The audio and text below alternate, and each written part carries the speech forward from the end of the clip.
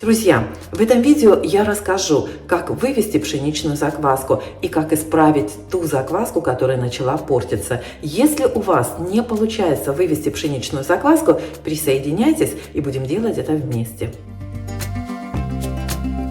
Всем привет, дорогие мои друзья! Сегодня я начинаю выводить пшеничную закваску и приглашаю вас присоединиться ко мне.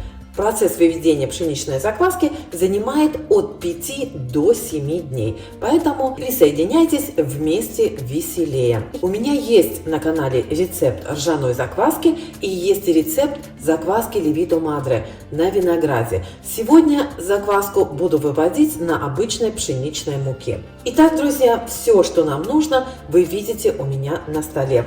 Это посуда. Я взяла вот такую мисочку просто для того, чтобы вам было лучше видно. Потому что в банке всегда не очень хорошо видно, какая закваска получается. Как-то, знаете, если взять особенно большую банку, то очень трудно заглянуть вовнутрь. А если маленькую банку, то закваска не помещается. Поэтому я взяла вот такой контейнер. Понадобится вода. Вода должна быть не кипяченая. У нас в кране вода очень плохая, поэтому мы ее фильтруем. Я взяла вот такую обычную воду из фильтра. Если у вас вода хорошая, питьевая, то берите обычную воду из крана. Особое внимание хочу обратить на муку, которой я пользуюсь. Я покупаю вот эту муку в магазине Aldi. Там она получается самая дешевая. Называется она Strong White Bread Flour, то есть сильная белая хлебная мука.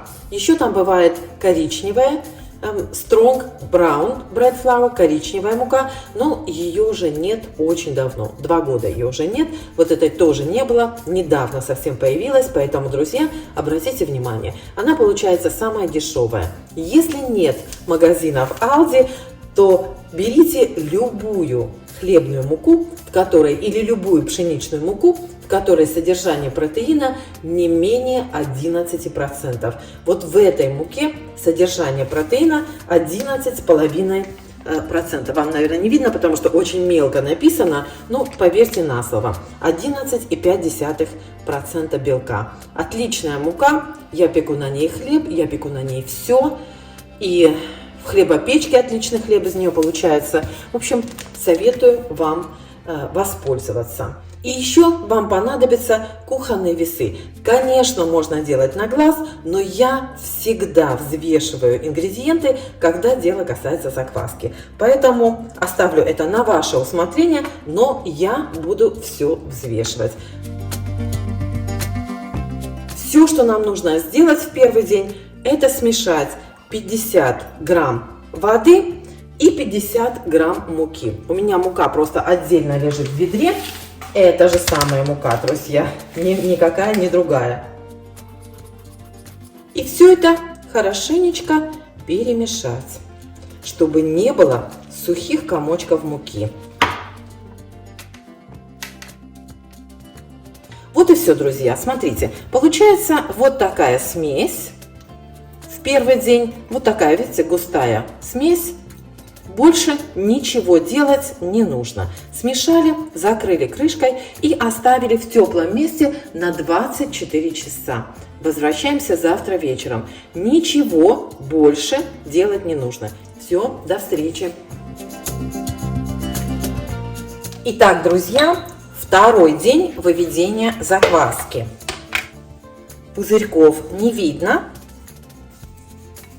И вот так выглядит наша закваска. Видите, она густая, но она, конечно, немножечко разжижилась, скажем так. Сейчас я отсюда уберу 50 грамм. Помните, да, что здесь у нас 100 грамм закваски, 50 грамм муки, 50 грамм воды. Сейчас я уберу отсюда 50 грамм и оставшиеся 50 мы подкормим. Здесь у меня ровно 50 грамм осталось, и теперь я эту закваску подкормлю.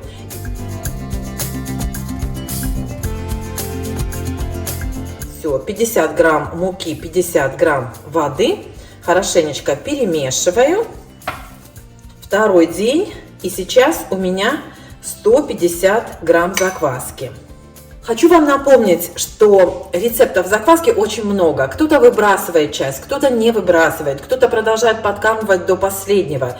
Я, когда выводила закваску, я подкармливала каждый день одним и тем же количеством муки и воды, и где-то в середине выведения делила ее пополам и часть не выбрасывала, готовила на ней блинчики. Сегодня я буду делать именно вот по такому рецепту. То есть брать 50 грамм из закваски и подкармливать ее мукой и водой. 50 грамм того, 50 грамм другого. У меня в итоге будет каждый день получаться 150 грамм закваски. Почему я так делаю, друзья? Потому что если каждый день подкармливать закваску 100 граммами подкормки, да, 50 грамм муки, 50 грамм воды, то примерно на 4-5 день у вас получится огромное количество закваски, да, примерно 400, 450 или там 500 грамм, в общем, посчитайте. Что в таком случае случится? Если у вас 400 или 500 грамм закваски, то, конечно, ваша подкормка 50 граммами муки и воды – это очень мало. Вам придется подкармливать еще, допустим, добавить 100 грамм муки, 100 грамм воды. То есть у вас просто будет огромное количество этой закваски. Поэтому в этот раз давайте сделаем вот так. 50 грамм берем закваски и подкармливаем 100 граммами подкормки. Закрываем и на 24 часа в теплое место. Возвращаемся завтра. Просто хочу вам показать, друзья, вот эту часть закваски я, конечно, выбрасываю, но просто посмотрите, она все равно пузырится, видите? В ней есть пузырьки, то есть это живая часть, как бы в мусор. Итак, друзья, третий день. Давайте посмотрим, как выглядит наша закваска, и выглядит она вот так. Если сейчас кто-нибудь посмотрит на мою закваску, он скажет, что закваска просто суперская. Но если кто-то ее понюхает, скажет, что закваска пропала, выбрасывайте без лишних слов. Пахнет она ужасно. Действительно, сейчас в закваске растут патогенные микробы, поэтому нам нужно срочно что-то делать. Дорогие друзья, вы все отлично знаете, что на зерне имеется, кроме дрожжей, огромное количество различных бактерий, хороших и не очень. Попадая в благоприятную для них среду, патогенная микрофлора начинает активно размножаться. Когда вы начинаете выводить закваску, вы как раз и создаете такую среду для патогенной микрофлоры. То есть там тепло, влажно и есть для них еда. Когда ваша закваска начинает неприятно пахнуть, это говорит о том, что в ней активно развивается какая-то патогенная микрофлора. Гнилостные бактерии, лактобактерии, то есть все то, что нам не нужно. Эти бактерии выделяют определенные вещества, подавляющие дрожжи и молочно-кислые бактерии, которые мы и пытаемся вывести в закваске, и которые нужны нам для того, чтобы закваска была здоровой и активной. Хорошая здоровая закваска пахнет немножко кисленьким, и она пахнет хлебом. Повторюсь, если ваша закваска начала очень плохо пахнуть, если она пахнет протухшим мясом или пропавшей едой, это значит, что в ней развивается патогенная микрофлора, и закваску нужно срочно спасать. Сейчас расскажу, как это сделать. Посмотрите на крышку, друзья. Как видите, очень много влаги, то есть из закваски выделяется огромное количество влаги. То есть процесс не совсем идет так, как нам хочется. Сейчас будем спасать закваску, пока она совершенно не испортилась. Для этого нужно сделать 3 вещи.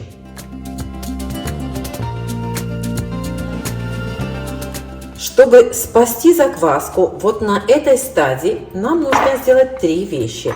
Нам нужно увеличить температуру ферментации до 30-32 градусов, нужно загустить закваску и нужно подкислить среду закваски. В кислой среде дрожжи и молочно-кислые бактерии будут более активны, а лактобактерии начнут погибать. Фух, пахнет ужасно. Итак, друзья, берем 50 грамм закваски. Так, все. 50 грамм. Смотрите, вот здесь у меня 50 грамм воды. Я беру отсюда чайную ложку, убираю ее и добавляю сюда. Замещаю чайную ложку воды чайной ложкой яблочного уксуса. Можете взять апельсиновый сок или ананасовый сок или сок грейпфрута, любой кислый сок, друзья, чтобы подкислить среду. Ну, у меня нет никакого сока сегодня, поэтому я добавляю яблочный уксус, 1 чайную ложку. И добавляем сюда 50 грамм муки. Хорошенечко все перемешиваем. Смотрите, какой консистенции у нас получается закваска. Слушайте, запах ужасный.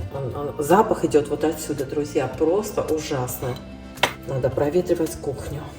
Очень многие на этой стадии пугаются. Им кажется, что закваска испортилась, и они бросают процесс и выбрасывают закваску. Ее можно спасти, друзья, не пугайтесь. Смотрите, как она выглядит сейчас. Я все перемешала, оставляю закваску опять в теплом месте на 24 часа. Друзья, но сейчас я увеличу температуру ферментации до 30-32 градусов.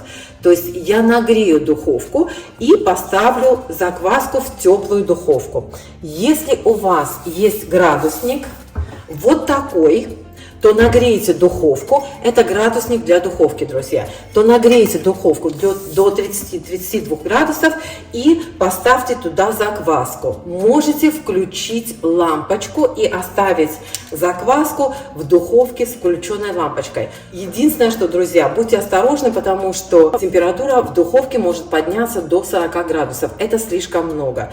Поэтому, если нет специального градусника для духовки, можете воспользоваться садовым градусником, такой, который у вас в теплице лежит или в комнате. Ну, в общем, любым градусником 30-32 градуса оптимальная температура на этой стадии.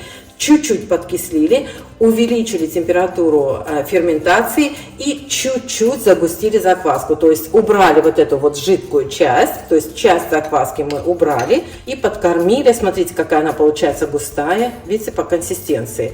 То есть сделали ее чуть-чуть погуще. Смотрите, какая густая, классная закваска получается. Все, встречаемся завтра.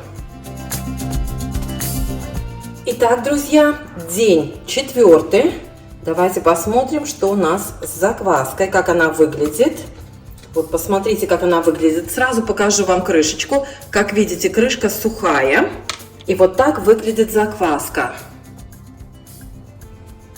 Запах у нее еще неприятный, друзья, но уже не такой ужасный, как вчера он был. Сегодня, конечно, намного приятнее запах. Итак, друзья, поскольку закваска все еще пахнет неприятно, и это говорит о том, что в ней все еще есть такие патогенные микробы, я еще раз подкислю закваску и чуть-чуть загущу. Вот здесь у меня 50 мл воды. Я отсюда уберу 2 чайные ложки, которые мне убрать некуда. Ну, в общем, в раковину вылила.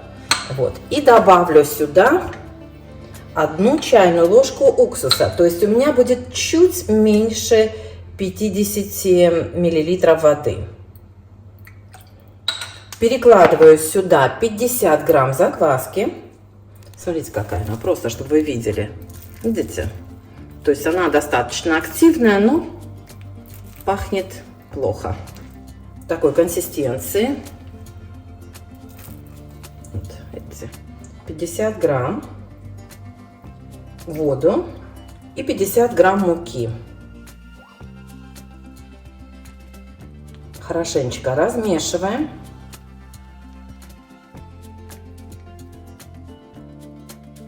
Вот такой консистенции получается закваска. И у меня здесь ее опять 150 грамм. 4-й день, друзья. Вот так выглядит наша закваска на 4-й день. Друзья, для того, чтобы стимулировать рост дрожжей и молочно-кислых бактерий, я поставлю закваску в теплое место. Можно поставить закваску поближе к батарее или даже на батарею, только не забудьте свернуть посудное полотенце в несколько слоев и подложить под вашу баночку, иначе закваска начнет подпекаться снизу. Вот и все. Вот это я выбрасываю, потому что пахнет ужасно. Очень многие готовят на этой закваске блинчики или еще что-то. Я тоже так делала. Как видите, жива-здорова, ничего от меня не отвалилось. Но не советую вам ее использовать в еду. Ну, что там? Одни бактерии. Все, выбрасываем. Итак, друзья, 5-й день.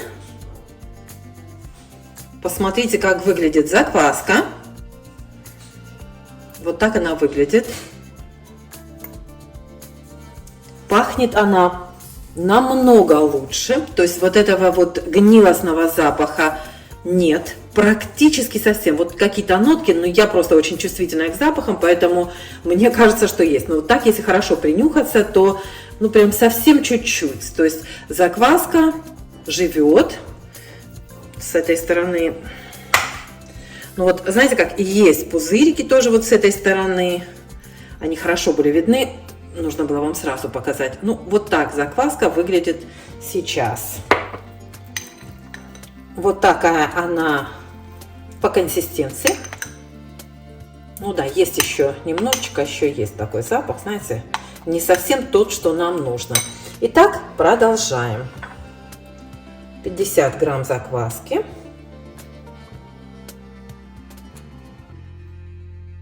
50 грамм воды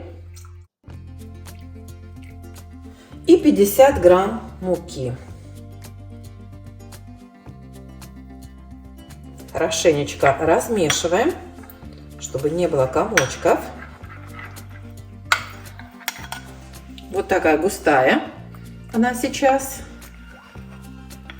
Закрываем крышечкой, так, не этой, а вот этой, и в теплое место еще на 24 часа. Встречаемся завтра. Друзья, хочу обратить ваше внимание на одну вещь. Если на 5-й день, да, вас что-то смущает в вашей закваске, вам не нравится консистенция, вам не нравится запах, вы чувствуете, что что-то не то, не бойтесь. Возьмите, загустите закваску не за счет увеличения количества муки, а за счет снижения жидкости. Вместо 50 мл воды возьмите 40. Возьмите 20 мл воды и 20 мл любого кислого сока. Апельсиновый сок отлично подойдет. Покупной апельсиновый сок подойдет, если у вас нет свежих апельсинов. Там нужна, ну сколько, столовая ложка этого сока. Да? Уксус возьмите в крайнем случае. Возьмите яблочный уксус. Он больше всего подходит. Если у вас белый уксус, то ну, чуть-чуть разведите водой. Возьмите 6%. Если у вас 9% уксус, чуть-чуть разведите его водой. Пополам, может быть, да, чтобы ну, не испортить совсем закваску. Но ничего страшного не случится, друзья, не бойтесь. И подогрейте вашу закваску, то есть поставьте ее в более теплое место. Вот у нас сейчас, например, очень холодно, у нас на улице ниже нулевой температуры, и в кухне у меня холодно, потому что все время собачка туда-сюда ходит, постоянно дверь то открыта, то приоткрыта, в общем, не уследишь, да? И поэтому я заношу закваску в комнату, где у меня камин включен, и ставлю ее на каминную полку, там, где у меня теплее, чем в кухне. Не бойтесь, не стесняйтесь, ничего не случится. Главное, чтобы она у вас не начала запекаться по краям. Вот, главное, чтобы слишком жарко не было с одного края. Так что исправить закваску можно, возможно, даже если вот вам кажется, что все пропало уже, что вообще она уже никакая. Все равно ее еще можно исправить. Итак, друзья, 6-й день.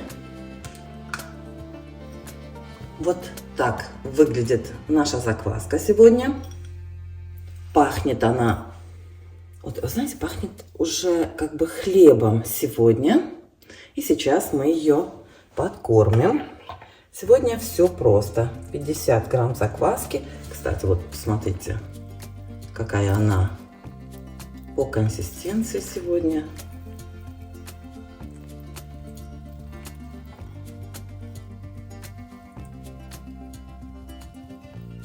Так, 50 грамм возьмем.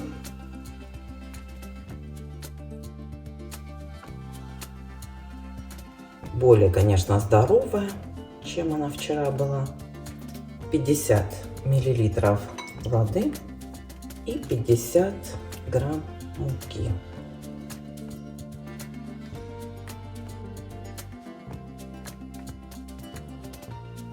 Хорошо размешиваю, чтобы не было сухой муки здесь. Вот так. Вот и все, друзья. Через 24 часа наша закваска должна быть готова к использованию. Вот так, посмотрите. Отличный у нее сейчас запах. Вот это конкретно пахнет такой, знаете, влажной мукой. А вот эта вот закваска пахнет чуть-чуть хлебом, знаете, вот сырым. Да, прям хлебом пахнет. Не осталось совершенно никакого запаха неприятного. Как видите, даже когда я мешаю, пузыри появляются. То есть видно, что закваска здоровая. Кстати, вот на этой закваске уже можно сделать блинчики. То есть она хорошо пахнет, она видно, что она здоровая. Нет в ней патогенной флоры. Вот эти пузыри, смотрите, они образуются и прям заметно, да? Я, кстати, ее тоже сейчас подкормлю и сделаю на ней блинчики. Итак, друзья, сегодня последний день, 7-й. В принципе, закваска была готова вчера для использования. Ну, вот смотрите, как она выглядит сегодня. Вот это уже здоровая, хорошая закваска. Ну, вот посмотрите, если вам видно, плохо вам видно, но она вся полностью воздушная, пузырится. Посмотрите, какая она по консистенции. Видите? Вот это хорошая, здоровая закваска. Так что еще раз повторюсь, не пугайтесь, если у вас какие-то возникли проблемы, то всегда можно закваску исправить. Сегодня я не буду ничего выбрасывать, я просто подкормлю то, что есть, и поставлю сразу в холодильник на хранение. 50 миллилитров воды, чуть-чуть меньше было, ничего страшного.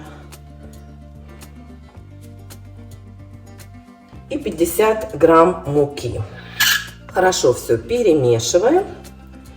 И вот эта закваска уже наша рабочая закваска. Если вы хотите испечь хлеб сегодня, то нужно дать закваске увеличиться в объеме в 2 раза в теплом месте. Если у вас тепло в кухне, просто на столе оставьте и все. Если у вас холодно, в теплом месте можете в духовку поставить в разогретую и дайте вот этой закваске подняться в 2 раза. Тогда ваша закваска будет сильная, активная, можно выпекать на ней хлеб. Если вы не будете выпекать хлеб сегодня, не надо ждать, пока она поднимется, не надо ждать, пока она увеличится в объеме, подкормили, накрыли крышкой и сразу в холодильник. Все, вот эта закваска готова, активно, просто супер. А вот эта закваска, друзья, та, что я вчера отделила. И я ее вчера подкормила. Сейчас буду делать на ней вафли на закваске. Посмотрите, как она выглядит шикарно. Та же самая закваска. Вчера я вам сказала, что можете выбросить, можете блинчики на ней испечь. Вот это та же самая закваска. Сейчас я замешу на ней тесто и будем делать вафли. Вот и все, друзья. Всем удачи, всем успехов. Не бойтесь. Всегда можно исправить закваску. Не пугайтесь, если что-то пошло не так. Да, есть выход даже из, казалось бы, самых безвыходных ситуаций. Всем успехов. Всем пока. Не могу удержаться, друзья, чтобы вам не показать еще раз. Посмотрите, какая необыкновенная закваска. Она шикарно пахнет. Она пахнет прям, знаете, чуть-чуть кисленьким и вот хлебом кислым. Помните деревенский хлеб такой чуть-чуть с кислинкой? Вот такой вот запах у нее. Шикарная, обалденнейшая закваска. Так что пользуйтесь, делайте, готовьте. Не знаю, сколько у меня здесь закваски. Сейчас все взвешу и покажу вам рецепт.